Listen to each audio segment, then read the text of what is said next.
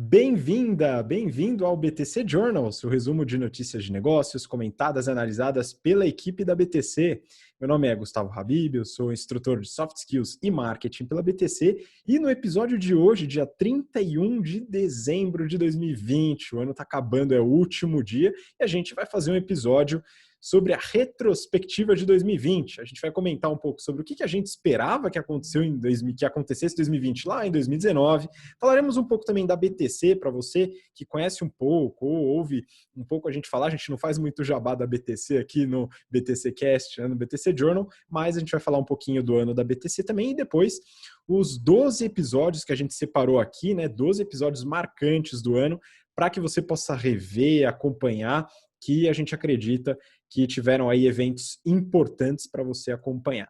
Bom, e para conversar comigo aqui, estou com o Renato Aracaki, instrutor de Finanças Corporativas, Valuation e Estratégia. Fala aí, Renato. Fala, Gustavo. Fala, pessoal, tudo bem? Última edição do ano e aqui vai ser um negócio mais informal. A gente vai fazer um bate-papo, não tivemos nada de treinamento de pauta, etc. Então, há 2 semanas atrás a gente já fez uma live, já para treinar um pouco esse bate-papo e agora a gente vai fazer um bate-papo mesmo bem tranquilo, mas para falar um pouco como foi o ano, na nossa visão e quais são as perspectivas para 2021 dentro desse cenário de incertezas. Vamos lá, Habib, vamos começar aí falando um pouco aí do que aconteceu nesse ano, né? Pois é, Renato, mas antes de falar desse ano, vou só pedir para você que está ouvindo a gente pelo BTC Cast ou assistindo pelo YouTube, dá uma olhada também na nossa página lá no LinkedIn, A gente vai falar um pouquinho da BTC, mas lá a gente tem a página, os conteúdos e também a rede de alunos. Então você que é gestor, gestora, quer contratar, tal, você sabe que ali tem uma galera muito boa para você encontrar e fala com a gente também, que a gente faz um direcionamento para você. Bom, vamos lá, Renato. É o seguinte, eu dei uma olhada, você também deu uma olhada lá na nossa retrospectiva 2019, onde a gente falou sobre as expectativas para o ano de 2020. Muita coisa mudou, obviamente, a gente não esperava, Ao contrário de alguns advogados de contratos de algumas empresas, que a gente comentou, inclusive, esse ano, que esperavam uma pandemia, a gente não esperava por isso. Mas o que eu lembro, Renato, que a gente viu naquele episódio, é que a gente adiantou que esse ano seria um ano de prudência, principalmente para os investidores, um pouco mais de pé no chão. Então, a gente acreditava que 2020 seria um ano em que investidores trabalhariam com múltiplos talvez um pouco mais coerentes, de certa forma, e talvez apostando em empresas mais sólidas. E uma outra expectativa que a gente tinha é que mercados de saúde e educação teriam muitas operações, tanto de IPO como de fusões e aquisições. E isso, de certa forma, se cumpriu, Como é que você vê isso aí, Renato? Pois é engraçado, Revendo lá a edição da última edição de 2019, parecia que o ano de 2020 ia ser um ano muito bom, A gente estava com uma perspectiva boa aí para o mercado. Aparentemente, o pessoal até falava, estamos procurando mais camelos do que unicórnios, Então parecia que os investidores iam colocar o pé no chão, iam começar a ver mais os fundamentos dos negócios antes de fazer os seus investimentos, para não ter aquelas precificações absurdamente altas, Então, isso daí era uma das coisas que a gente tinha apostado bastante que ia acontecer. De certa forma, dentro dos negócios mais tradicionais, as coisas evoluíram dessa forma. Para as outras coisas mais de aposta mesmo, digital, etc., isso não aconteceu, mas também o valor de todos os ativos deu uma bagunçada muito grande, por causa de pandemia, etc. Mas isso daí foi uma das coisas que a gente falou que ia acontecer. Para os negócios tradicionais, aparentemente, isso aconteceu. E aquele ramo, os ramos de saúde e educação, foram ramos que a gente viu que, eventualmente, poderia ter aquela onda de M&As. E aconteceu na parte de saúde, com certeza. Na parte de educação, aconteceram alguns grandes M&As, mas não pelos motivos que a gente tinha colocado, Mas porque várias empresas fizeram captação no mercado, Porque tinha muita gente fazendo os follow-ons, e aí ficaram com muito dinheiro no caixa, Falaram assim, o que eu vou fazer com tanto dinheiro no caixa, Vamos fazer algumas aquisições. Então, assim, a gente acertou nas nossas apostas, mas não pelos motivos que a gente tinha desenhado. Pois é, O importante é acertar o resultado, viu, Renato? Não importa como chegou lá, viu? Então, eu tô brincando, hein, pessoal? Não levem isso a sério. De qualquer forma, falando sobre o mercado de educação, uma coisa que a gente viu, claro, em 2020, foi uma adaptação rápida das empresas que poderiam ter essa adaptação para operações virtuais, né? E a gente passou por isso também, e eu acho que vale a pena comentar um pouco do ano da BTC, até para apresentar um pouco a BTC, para quem conhece a gente só pelo podcast, enfim, não é aluno nosso, aluna. Acho que vale a pena comentar, Renato, como é que você viu o nosso ano aqui na BTC em 2020? Olha, nosso ano foi uma loucura, né? Então a gente começou com uma boa perspectiva. A gente já estava num ritmo de crescimento aí nas aulas presenciais, cada vez melhor, o NPS subindo, etc. Então a gente estava com uma perspectiva muito boa. A gente tinha alguns planos, lembra, Habib, que a gente sentou em 2019? A gente precisa fazer alguma coisa virtual, vamos fazer um plano de 2 anos aí para a gente ir adotando aos poucos, etc., para a gente não canibalizar. Então a gente tinha feito aquele plano direitinho e tal. E a gente começou as turmas presenciais, tivemos uma turma muito bacana, turma de férias, lembra? Primeira turma de férias nossa, legal, muita gente lá, né, nas aulas, etc. E aí, o que aconteceu? Começaram as turmas, mais de 400 alunos ali em turmas virtuais, em turmas presenciais, e aí começou o negócio do coronavírus, né? Aí a gente falou assim, pô, o que a gente vai fazer? E aí veio, né, a obrigação de fechar as operações presenciais, e aí foram aquelas 3 semanas intensas, né? Você trabalhou muito, né, nessas 3 semanas.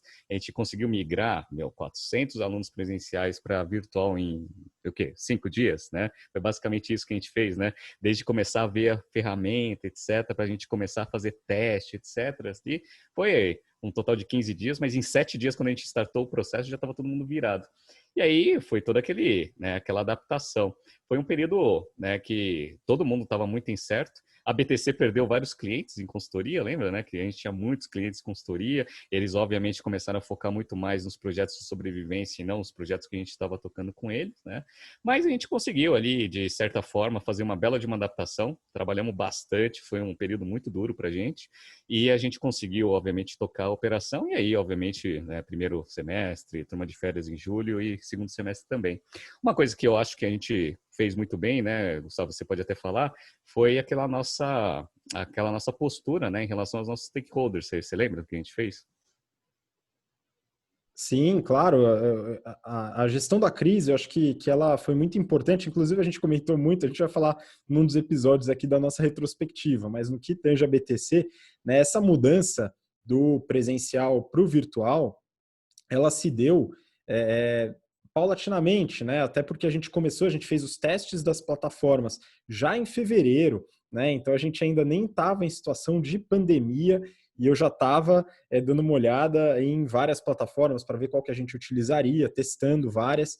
Né? A gente acabou optando pelo Zoom, né? Que tinha uma dinâmica interessante para a gente, para as aulas, para manter a qualidade que a gente acreditava que a gente trazia tanto para o presencial, tentar manter para o virtual. Isso a gente acabou fazendo, inclusive nosso NPS até aumentou um pouco, de certa forma, né? Então foi um trabalho muito interessante com bom resultado. E um outro ponto foi o treinamento dos instrutores, né? Então a gente conseguiu desenvolver todos os instrutores para ministrarem as aulas. Todo o nosso material é desenvolvido internamente, né? Então toda a estrutura é organizada internamente na BTC, o que ajuda com que essa qualidade seja mantida.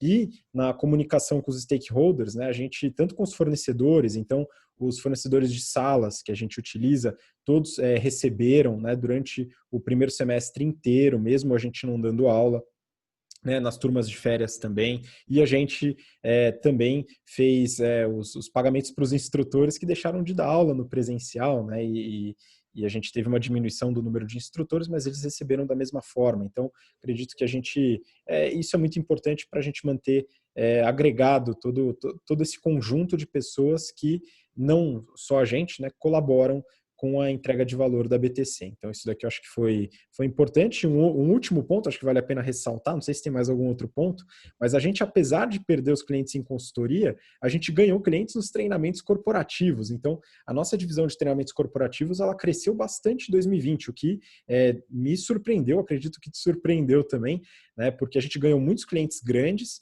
e desenvolveu muitos treinamentos dentro da nossa área de expertise, estratégia, marketing, finanças, em um modelo virtual, com interação, com trocas.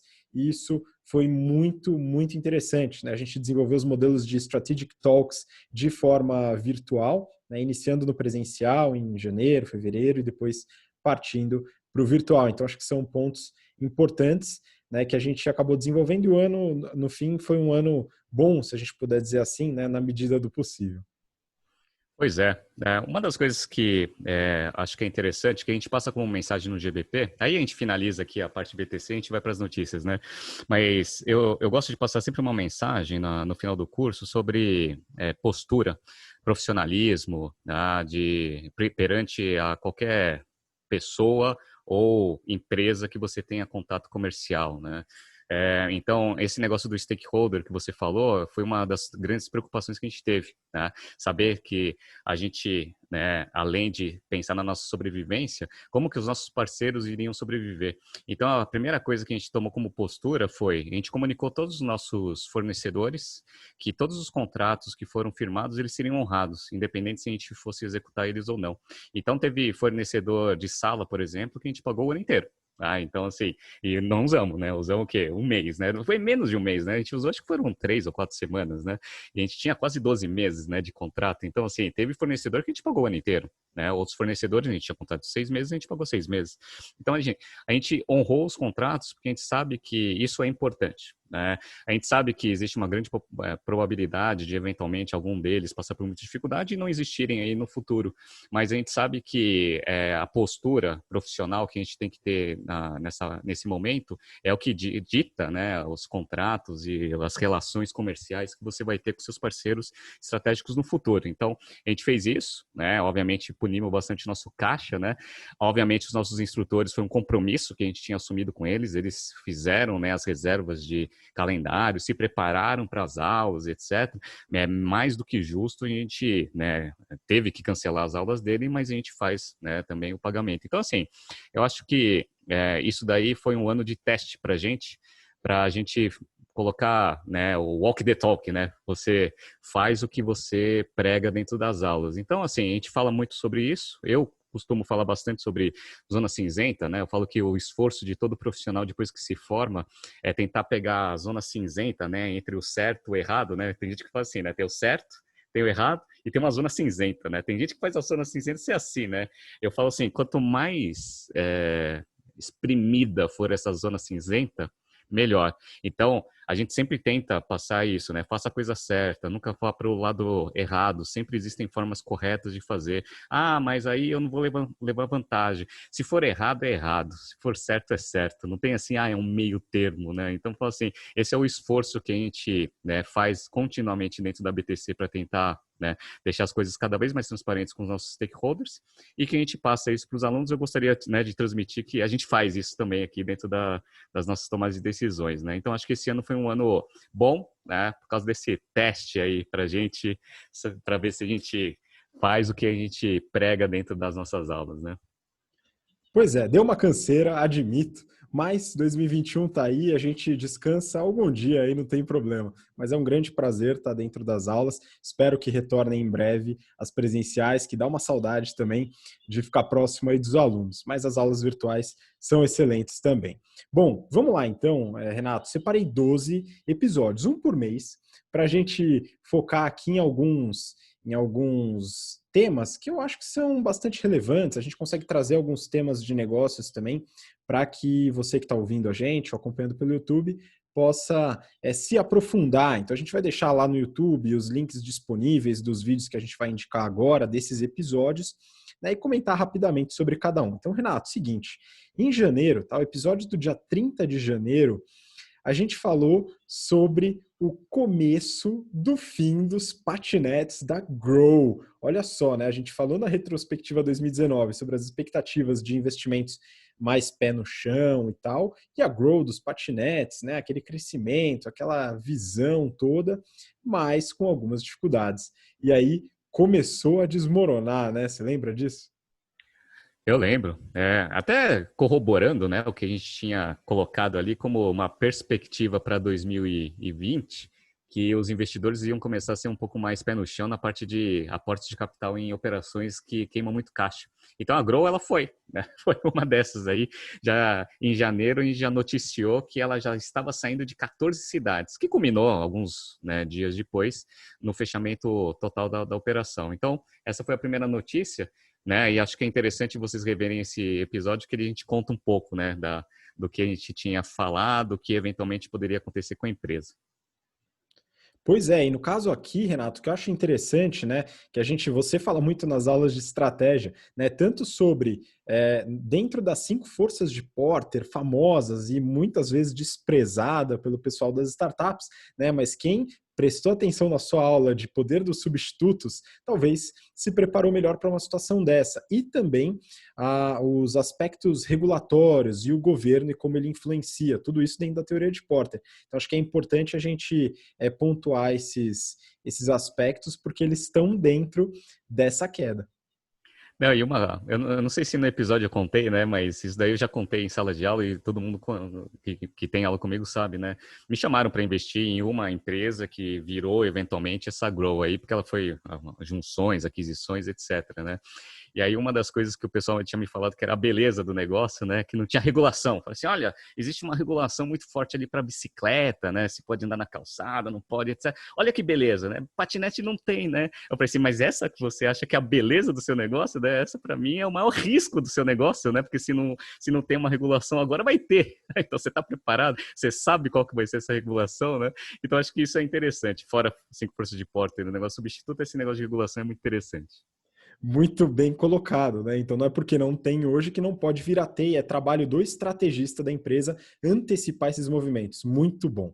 Beleza, foi em janeiro. Aí em fevereiro, dia 13 de fevereiro, no episódio do BTC Journal, a gente falou sobre a primeira fraude contábil que a gente analisou esse ano de várias, a gente vai falar aqui, né? E a primeira foi o caso IRB e Esquadra, Renato. Como é que foi esse caso aí, rapidinho? Pois é, todo ano a gente fala sobre fraude contábil, mas este ano, especificamente, foram várias ocasiões onde a gente retomou o assunto fraude contábil, que a gente ensina em sala, né, lá no GBP e agora vai ensinar também no Strategy Finance, como que você pega esse tipo de coisa, né? Então, o primeiro foi o da IRB e com a Esquadra um fundo, achando que a IRB, uma resseguradora, a maior resseguradora aqui do Brasil, estava dando aquela maquiada, né, nos seus resultados financeiros. E aí eu dei aquela analisada, principalmente na carta que a Esquadra mandou para o mercado, né, explicando por que ela achava que os números estavam ruins, né, ou seja, não estavam sendo manipulados, e as respostas da IRB. E no episódio que a gente vai deixar aí para o YouTube, vocês vão ver que eu li a carta e eu falei assim, eles têm uma tese. Faz todo sentido, né? Depois volta lá no episódio e eu mostro o porquê, né? Que faz sentido que a Esquadra tinha colocado naquela época. E aí, 2 meses depois, foi, né, ratificado aí que, de fato, ocorreu uma pequena fraude contábil dentro da operação da IB, mas esse foi o primeiro de muitos que a gente vai comentar aí durante o ano. Pois é, esse alastrou bastante, né? Mas a gente vai comentar sobre outros também. E agora passando de fevereiro para março, e obviamente em março não poderia deixar de falar da crise do coronavírus, né? Então no episódio do dia 12 de março, salvo engano, no dia seguinte à declaração de pandemia, tá? Que foi declarado lá na OMS e tal, mas ainda sem quarentena, sem nada, a gente analisou, Renato, uma crise que estava rolando ali naquele momento do petróleo e a do coronavírus. E eu lembro que a gente via muito nas notícias, a crise do petróleo, ela vai afetar muito os mercados, tal. E aqui a gente foi bem claro, né? Eu lembro do episódio, eu revi esse episódio, e a gente falou, essa crise do petróleo ela não vai afetar absolutamente nada, ela é passageira, é uma crise de preços, daqui a pouco ela passa. A do coronavírus já é outra pegada. E aqui eu lembro também das aulas de estratégia, né? Análise SWOT. Análise SWOT é complicado porque o framework é muito simples, né? E depende do que você coloca lá dentro. Esse é o grande segredo, né? Você pode colocar qualquer coisa lá dentro, fica uma análise ruim, e se você coloca coisas boas, é uma análise boa.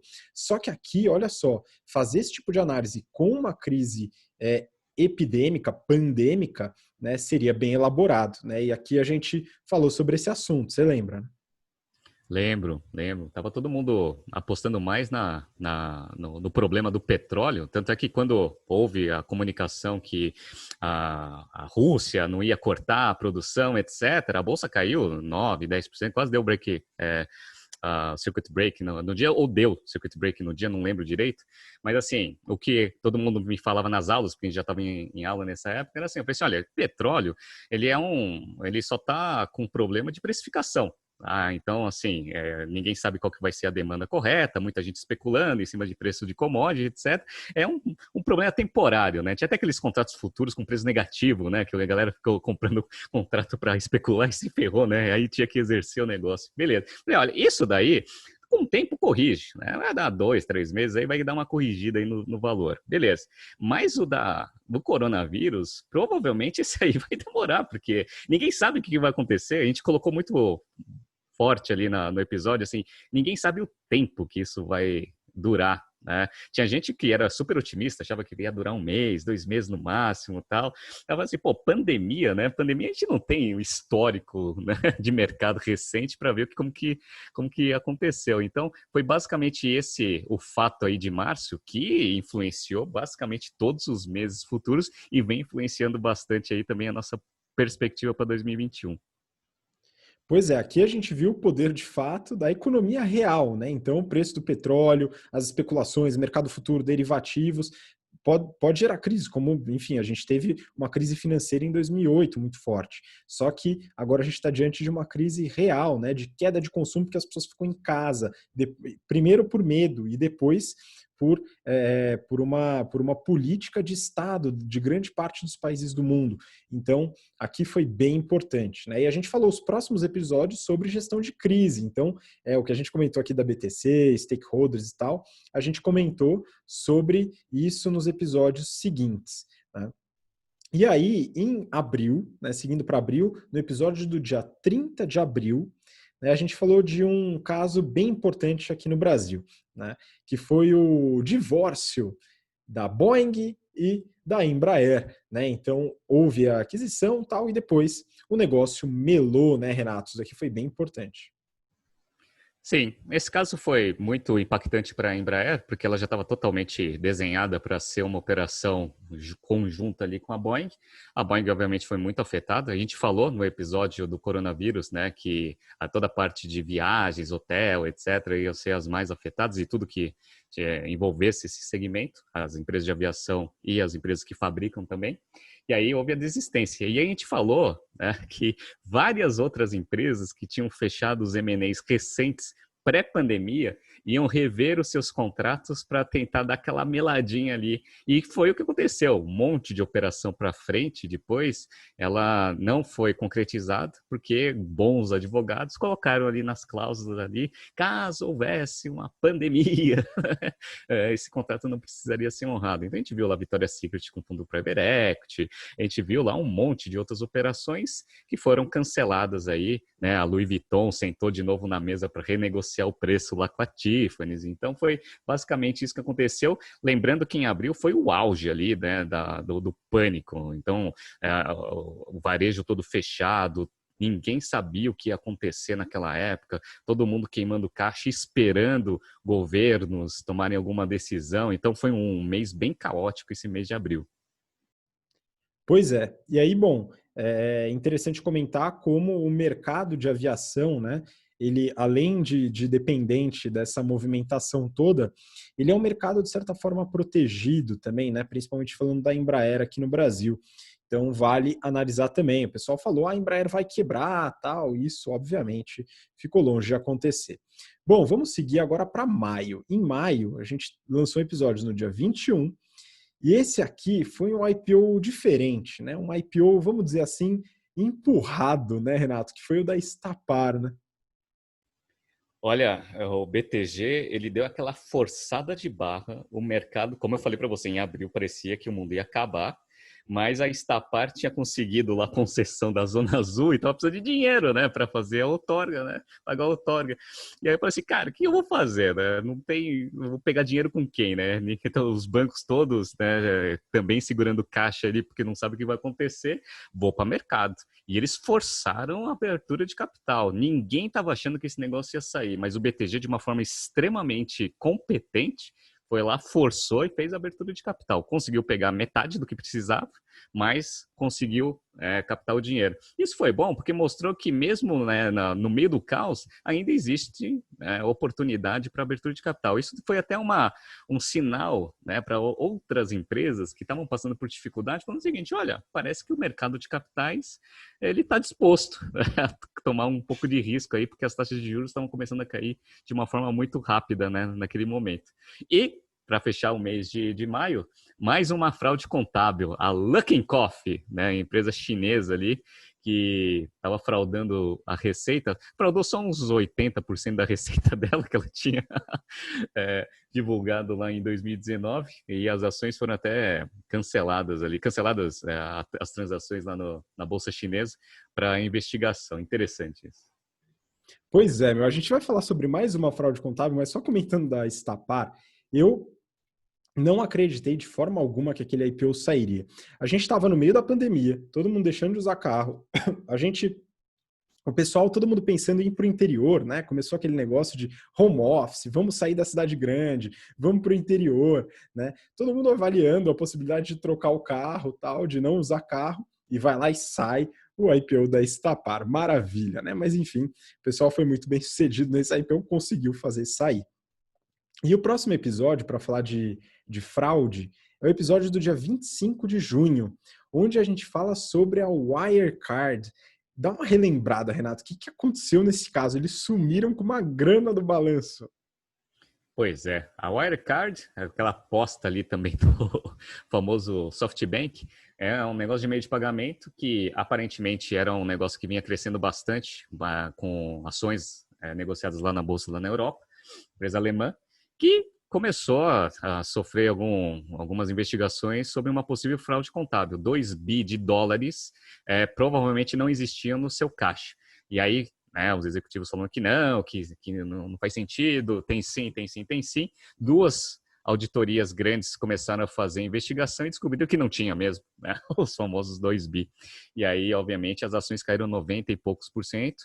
E aí a empresa começou a vender alguns ativos para começar a levantar caixa. É considerado o caso mais recente, escândalo mais parecido com a Enron, tanto é que o pessoal chama de caso Enron alemão. Isso daí a gente fala nas nossas aulas. Então, estourou esse caso ali em junho. Também começou a se falar bastante, falando sobre meios de pagamento, né, que a Wirecard faz isso. A Wirecard até vendeu a operação dela aqui no Brasil para PagSeguro. Só para vocês saberem um pouco do desenrolar dessa notícia. Naquele mês também começou-se a falar, o pessoal falar muito sobre o Pix. Então, que o Banco Central está com um sistema de meio de pagamento, etc. e tal, que ia revolucionar, né, as transações aqui no Brasil. Então, foi nesse mês aí que começou a se falar bastante sobre o Pix e, obviamente, a Cielo, que a gente já tinha comentado há muito tempo atrás, né, vem comentando há muito tempo, que estava passando por uma situação difícil. Depois desse anúncio, começou a ficar mais difícil ainda a situação da nossa grande Cielo. Pois é, né? Mas o Pix agora ele começou a pegar, né? A gente vai começar talvez a ver uma popularização do Pix nos meios de pagamento. Vamos observar, né? Eu ainda preciso usar, confesso que eu não testei ainda o Pix, mas estou com uma certa curiosidade. Bom, vamos lá. O próximo mês foi julho e a gente falou no dia 2 de julho, né? A gente falou sobre uma empresa que fez uma pequena demissão, né, Renato? Você lembra? Cirque du Soleil. Pois é. O que aconteceu? Logo no começo da pandemia, teve aquele movimento não demita, né? Então não demita, etc e tal, aquele monte de coisa. Perfeito. A gente viu que algumas empresas, elas passaram por esse período de fato sem demitir, que era um período ali de uns 90 dias, mais ou menos. Algumas outras empresas tomaram algumas decisões mais radicais no curto prazo. Independente se foi no começo ou depois do não demita, depois que acabou o não demita, as empresas que faziam parte do não demita começaram a demitir, né? Até porque já foram, né, tinham se passado 3 meses de pandemia e a empresa sem receita, com uma receita muito baixa, ela tem que tomar algumas ações para melhorar os seus resultados. Perfeito, tá? Então a gente viu lá a Stone demitiu gente pra caramba, um monte de outras empresas também demitiram. A IMC também fez uma redução de despesa muito grande, só que a vencedora foi a Cirque du Soleil, né, que a gente fala. Eles demitiram mais de 95%, né, dos quadros. Tudo bem que é tudo temporário, etc. Mas imagina, né, uma das maiores empresas de entretenimento, circo, coisas presenciais, etc. No meio da pandemia, receita zero. Então, eles tiveram que tomar uma ação bem radical. Entraram em recuperação judicial e tomaram essa ação radical de redução drástica de despesa. O que a gente percebeu? Né? Isso a gente comentando de julho, estamos agora com olhos em dezembro, olhando de dezembro. Todas as empresas que tomaram decisões rápidas de ajuste operacional estão saindo melhor da crise agora do que aquelas que ficaram lentos, não fizeram os ajustes, ou seja, não tomaram aquelas decisões difíceis que todo mundo precisa tomar. A gente vai falar do Airbnb. O próprio Airbnb fez uma redução drástica, né? Teve todo aquele negócio de carta, né? De ajuste, etc. e tal. Todas as empresas que fizeram ajustes drásticos em termos de despesa estão melhores hoje, né, do que os peers comparáveis que não tomaram essas decisões. Então foi esse mês aí que começou a acontecer esse tipo de coisa. E para finalizar esse mês, também começou uma coisa meio insana, né, que a XP e o Itaú começaram uma campanha, né, de marketing brigando uma com a outra. Não faz sentido nenhum negócio desse. Foi outra coisa que a gente discutiu bastante ali nas aulas, dessa briga, né, como que é uma aliança estratégica entre duas empresas, ela, né, tem esse tipo de desdobramento, né? Então foi isso daí também que a gente falou ali no mês de julho. Pois é, apesar de eu ter achado um grande teatro essa briga, viu, Renato? Ela trouxe uma discussão e uma análise importante para o investidor, principalmente o pequeno investidor, a pessoa que coloca seu dinheirinho suado de todo mês lá e vê onde investir, para entender os conflitos de interesse nos agentes de investimento.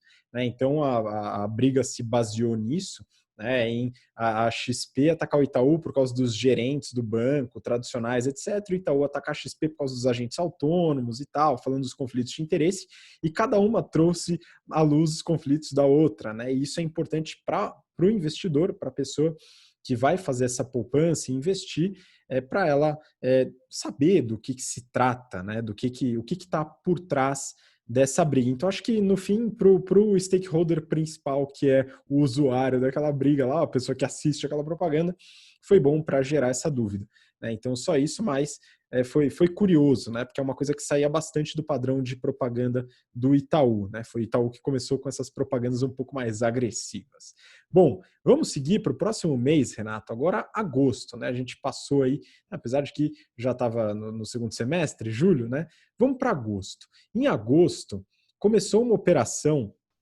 Você lembra que no ano passado a gente falou bastante sobre o leilão da Magazine Luiza com a Centauro para a aquisição da Netshoes? Você lembra, né, Renato? A gente falou bastante desse negócio aí. Lembro.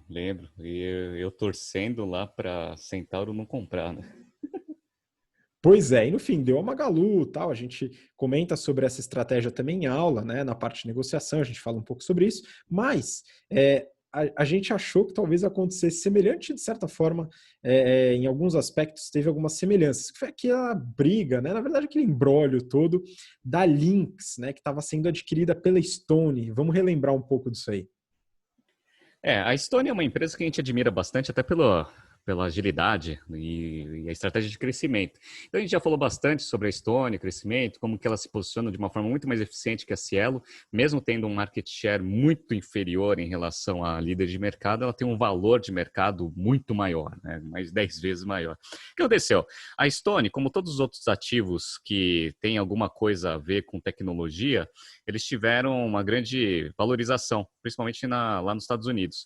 E aí, uma das coisas que você faz quando suas ações elas estão num patamar muito alto, né, de valor, é você conseguir captar mais dinheiro. Né? Então, você consegue captar bastante dinheiro abrindo mão, né, diluindo menos os investidores atuais.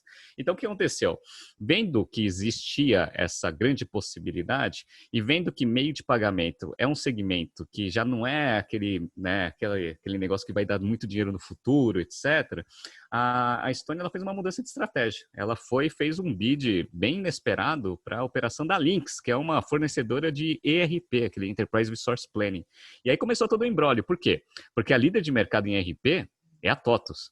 E aí a TOTUS, ela viu a Stone com aquele valor de mercado absurdamente alto, fazendo uma operação, fazendo um bid para Lynx, falou assim, cara, eu não vou querer uma empresa desse tamanho, desse valor de mercado, né, com essa agilidade, competindo comigo. E aí foi lá a TOTVS e fez uma oferta também. E aí começaram a pegar como que foi feita a oferta, aí parece que a Stone fez uma oferta para os controladores, né, para os sócios fundadores, que era diferente para os minoritários. Aí começou aquela enrolação que foi, né, se estendendo, a gente está falando de agosto, foi se estendendo até mês passado. Só mês passado que essa situação fechou. Mas assim, foi esse movimento aí que a gente começou a discutir lá em agosto deste ano. Pois é, isso a gente fala bastante em negociação, né? Quando a gente fala dos contratos, né? E principalmente do mapeamento de interesses. Então, quando você fala da diferença dos acionistas majoritários, dos minoritários, os interesses de cada um, a gente precisa fazer esse mapeamento para entender o que seria um bom acordo para uma parte ou outra ou para ambas as partes, né? E também o aspecto das próprias ofertas de outros players, como você comentou da TOTVS, né? Entrando possivelmente num processo de leilão que a gente viu acontecer também no setor de educação, né? Se a gente falar da Lorit aqui no Brasil, né? Sendo disputada pelos principais players aí de educação. Bom, E vamos teve seguir. um leilão, desculpa, e teve o leilão formal que está se desenrolando. Começou a se desenrolar naquela época também, mas agora está sendo fechado agora, que é o da Oi. Lembra da Oi também? Que também, meu, leilão para conseguir fazer a valorização dos seus ativos. Pois é, teve da Oi também, né? Verdade, bem lembrado, Renato. Boa. Esse daqui também finalizando agora, né? E se arrastou bastante, né? E a Oi numa situação lastimável. Bom, vamos lá. O próximo episódio de setembro, dia 10, né? A gente começou com aquela batelada de prospectos, hein, Renato? Aqui a gente avaliou uma porrada. Eu peguei o episódio do dia 10, mas vocês podem dar uma olhada em todos os episódios de setembro, a gente avaliou uma porrada de IPO, né? Então a gente falou Avan, Melius, Enjoei, Halsey, Wine, teve mais alguns aí, né? Mas esses são os que estão aqui no episódio do dia 10 e vários que não saíram, né? E acho que talvez um pouco ligado com aquela expectativa que a gente tinha dos pé no chão, né? Dos investidores mais pé no chão, apesar de que um ou outro saiu mesmo sem o pé tanto no chão. Pois é, em setembro aconteceu uma coisa muito engraçada aí no mercado, que parecia que o mundo ia triplicar de tamanho. Então, assim, nossa, já foi coronavírus, etc, acabou, mercado tá muito bom, vamos todo mundo para cima agora no mercado de capitais. Beleza, então foi aquela enxurrada de registro para fazer a abertura de capital. A Avan queria levantar mais de 100 bilhões, sendo que os fundamentos do negócio não, né, justificavam. Enjoei, que aí é um negócio completamente digital, né? Mais estilo Nasdaq ali, né? Então fez os registros, a Melius também, que é aquela empresa de promoções, etc. A Wine, né? Venda de vinho pela internet. Halsey, que você tinha visto lá, que teve uma receita de 3 milhões, né? Ou seja, aquelas empresas de tecnologia indo lá para o mercado para tentar ver se tem investidor com apetite para investir em coisas de altíssimo risco, né? E a gente viu, tá? Aqueles negócios mais tradicionais, o investidor ele foi muito pé no chão. Fez conta, etc. Salvo o Redditor, né, que a gente vai falar lá no mês de dezembro. Mas, assim, alguns negócios tradicionais o pessoal não pagou múltiplos muito altos. No entanto, né, tudo que era diretamente ligado aí à tecnologia, o pessoal continuou apostando bastante. O caso mais emblemático que eu gosto de falar é o da Enjoei.com, né, uma empresa que tem menos de 100 milhões de receita anual, valer mais de 1,5 bi, né, no mercado aí, market cap. Então, foi assim, foi o que aconteceu. Setembro parecia que o mundo ia triplicar de tamanho, todo mundo foi para o mercado para tentar fazer suas aberturas de capital. Pois é, aqui um destaque rápido para o Wine, né, que não saiu o IPO, mas a gente analisou o modelo de negócio, né, é muito interessante. Então, se você puder dar uma olhada lá, se você não viu, volta lá que é um modelo, de certa forma, inovador dentro do e-commerce, principalmente nesse modelo de e-commerce de vinhos, né, uma coisa que não acontecia, né, a gente está falando do modelo de assinatura, uma coisa um pouco diferente. Então, vale a pena voltar lá e acompanhar. E aí, bom, a gente continuou falando de uma série de prospectos de IPO, o mercado em polvorosa, né? Todo mundo buscando capital.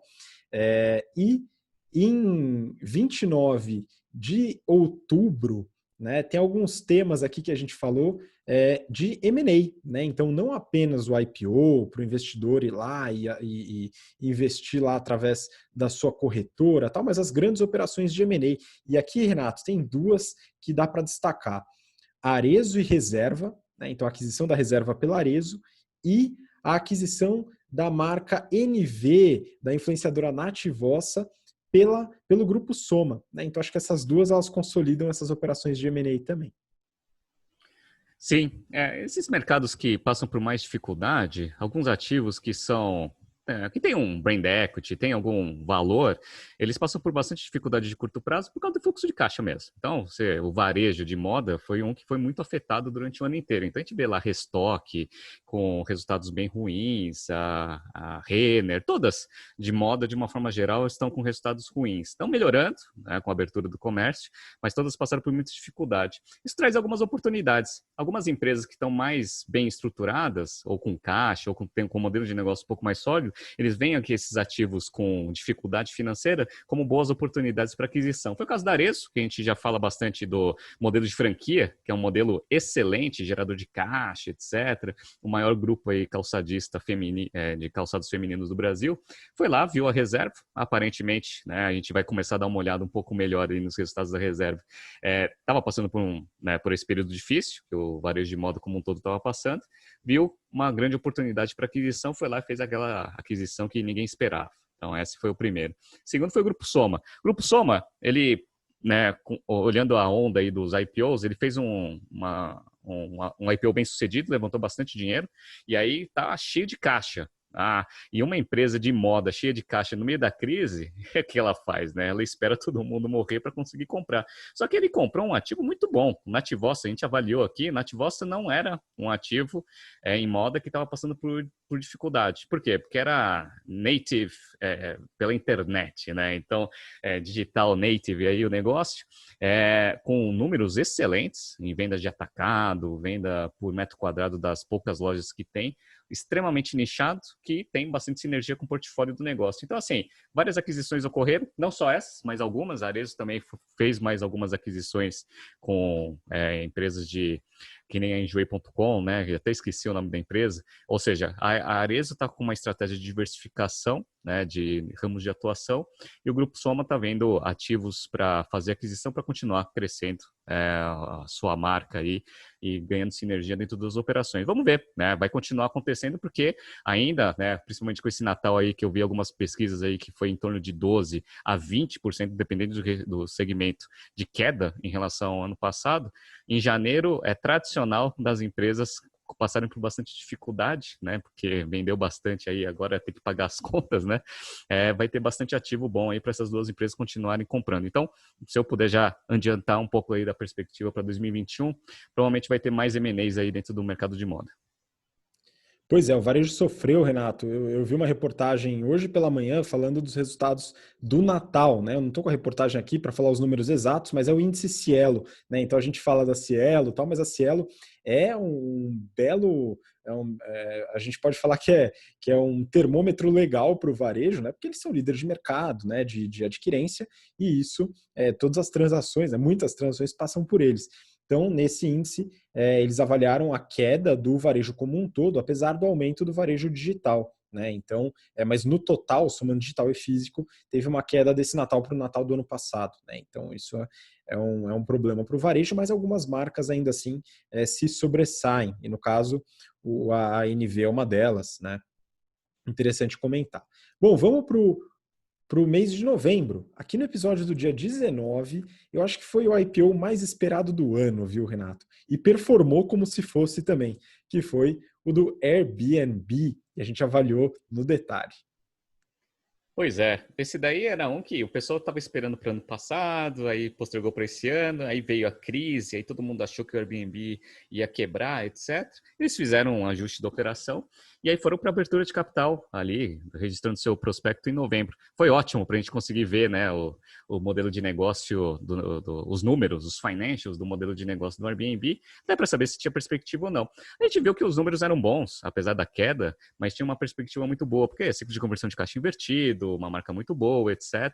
E estava com uma expectativa de captar dinheiro, até porque os investidores estavam ávidos aí por opções de IPO de empresas com esse patamar aí de tamanho. E aí foi muito bem sucedido, né? A valorização de mais de 100% no primeiro dia, o negócio aí vale mais de 90, quase 100 bilhões de dólares. Então, a abertura de capital só foi em dezembro, mas em novembro a gente teve acesso, finalmente, aos números dessa grande operação. Muito bem sucedido essa abertura de capital, assim como o da DoorDash, que a gente também avaliou em novembro o prospecto para abertura de capital em dezembro. Foi o maior IPO aí de 2020 lá na Bolsa Americana.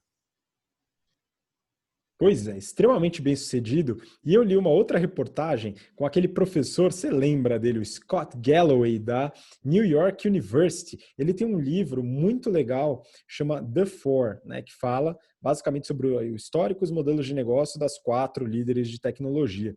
E ele fez uma previsão, viu, Renato? Ele falou que nos próximos anos o Airbnb vai passar o número de quartos das maiores 4 empresas de hotelaria do mundo, né? Então, vamos ver, ele adora fazer essas previsões, né? Como sempre, muitas ele acerta, muitas ele erra também, né? Vamos ver o que vai acontecer com essa, né? Mas é interessante, o Airbnb foi um IPO de sucesso. E para fechar, né, em dezembro, no dia 3, a gente falou sobre um M&A também bastante relevante, que foi do Slack pela Salesforce, né? Esse aqui também foi bem interessante. Sim, o ano de 2020 ele também foi marcado por vários reposicionamentos de portfólio e estratégias das empresas de tecnologia. Então a gente viu a Microsoft voltando e dando muito foco na sua estratégia de cloud, né, em toda a parte de cloud híbrido, né, na parte de serviço, não só na parte de prover o cloud, mas também fazer toda a parte de programação na nuvem, etc., e serviços para empresas. A gente viu também a Oracle fazendo vários movimentos também, se posicionando para competir nesse segmento.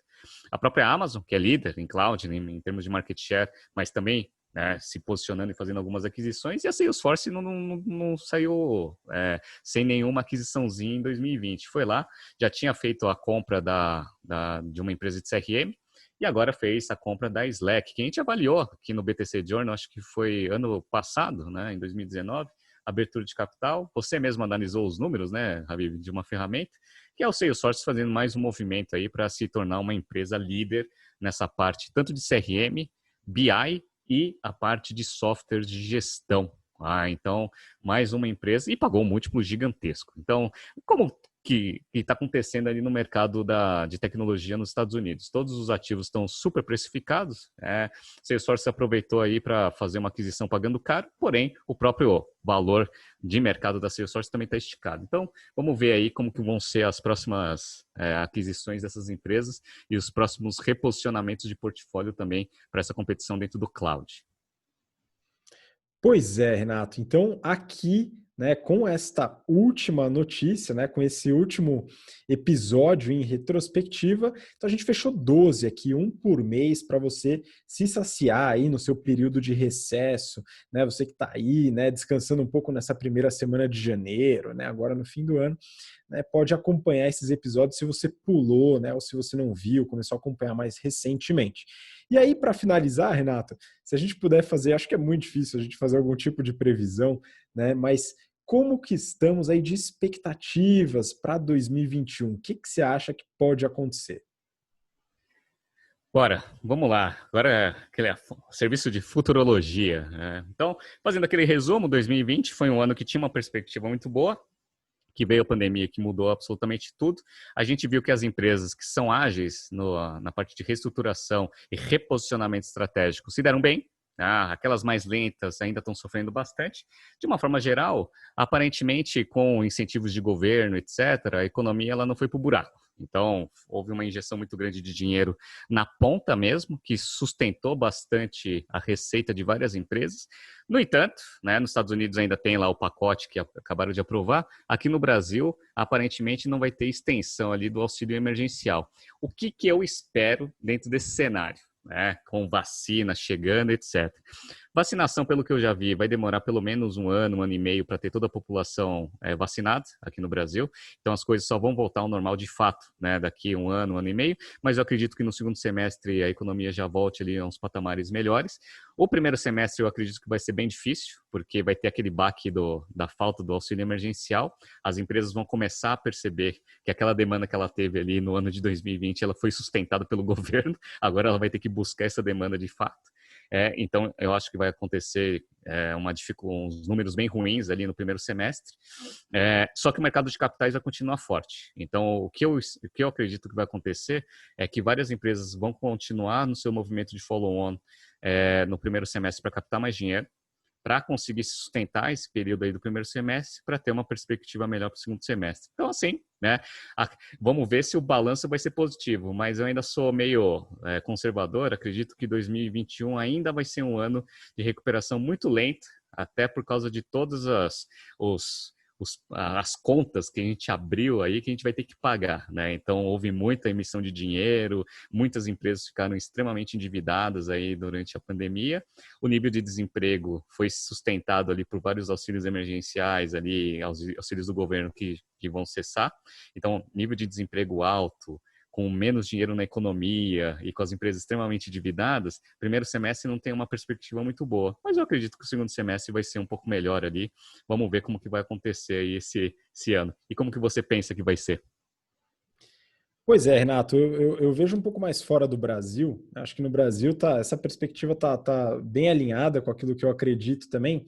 Fora do Brasil, eu vejo algumas tendências, né? Então, resultados das eleições americanas e um direcionamento para expansionismo fiscal forte, né? Então, esse fortalecimento, né, do setor privado através do investimento público, né, do dinheiro colocado aí para o público ou para as empresas através de crédito ou do quantitative easing que eles fazem nos Estados Unidos, Europa e Japão, enfim, isso deve continuar e se fortalecer, né, o que vai trazer liquidez e pode eventualmente gerar algum reajuste aí nas empresas, nos valores de mercado, que a gente vê um pouco esticados demais, tá? Então, é capaz que esse reajuste aconteça em 2021. Né?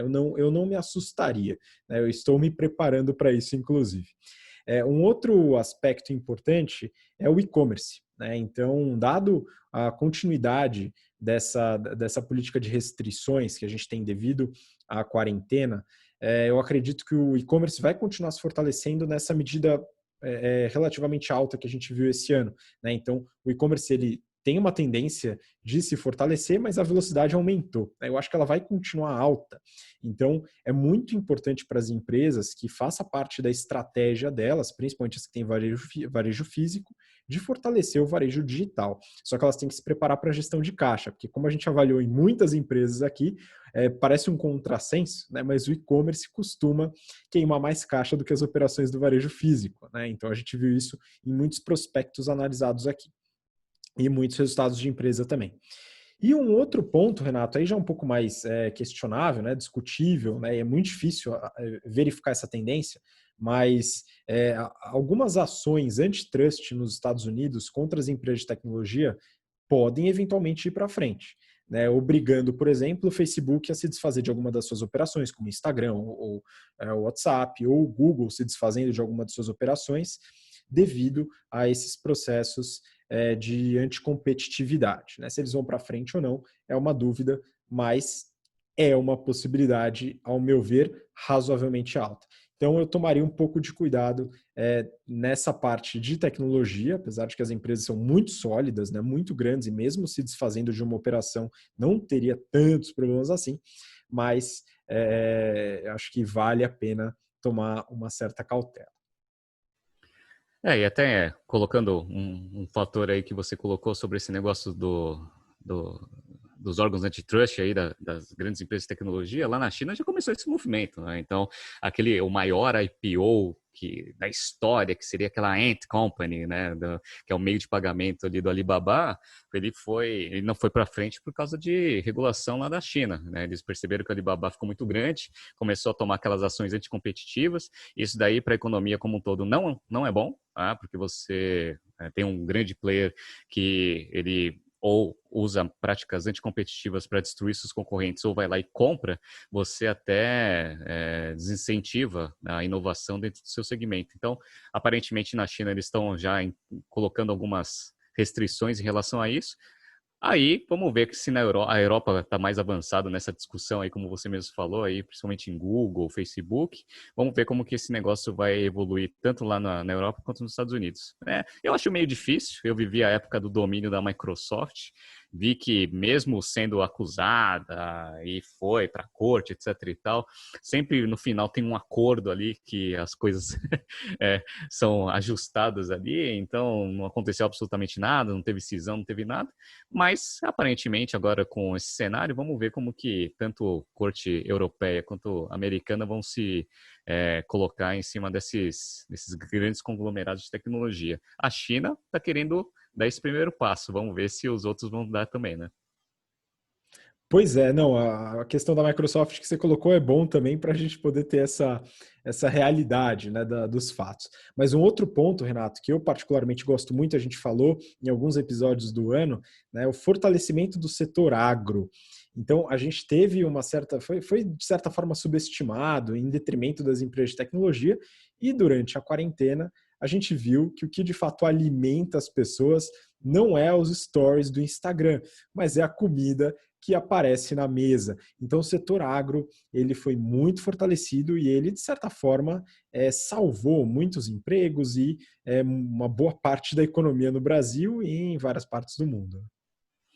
Não, sem dúvida, né? Quando tem uma pandemia e aí a gente vai para o básico, a gente percebe o que vai fazer a diferença ali no final ali, né? E o agronegócio no Brasil, ele sustentou bastante o nosso PIB. Vai ter uma queda, né, que vai ser bem menor do que eu estava esperando, mas que eu acho até notável, né, essa queda de 4 e poucos por cento aí do nosso PIB. Estava esperando um negócio muito maior do que isso. E segurou bastante mesmo a operação e vem crescendo. Algumas operações que a gente gosta. A gente falou bastante, várias empresas de agro em vários setores estão com prospecto, cana-de-açúcar, a gente viu de madeira, grãos, a gente vê o preço de algumas commodities aumentando bastante. Então, assim, parece que o agronegócio vai ter uma perspectiva muito boa para 2021, continuando, sustentando o nosso resultado aí pro próximo ano. Pois é. Bom, e com isso, então, finalizamos o BTC Journal em 2020. Né? Então, Renato, manda aí sua despedida para o pessoal do BTC Journal de hoje e do ano. Né? Pessoal, muito obrigado por ter acompanhado aí o ano inteiro. Foi um ano difícil para todo mundo, mas espero que tenha sido relativamente bom o saldo no final. Se não foi, já está acabando, então falta algumas horas aí para a gente ir para 2021, que 2021 seja muito bom para vocês, com bastante saúde e paz. E queria mandar um abraço ali para o nosso patrocinador desse ano, né? A Insider Store. Primeira vez que eu faço um BTC Journal sem estar de camisa, que não estando em viagem, obviamente, para falar um pouco aqui da camisa que eu mais usei aqui na quarentena, dado que fiquei em casa, que é a camisa da Insider Store. Então, assim, grande abraço aí para o nosso patrocinador, que não patrocina mais a gente, mas a gente tem bastante carinho por eles, né? Se quiserem patrocinar de novo, fiquem à vontade, tá? E um grande abraço para todo mundo. Vejo vocês aí daqui algumas horas aí no próximo ano.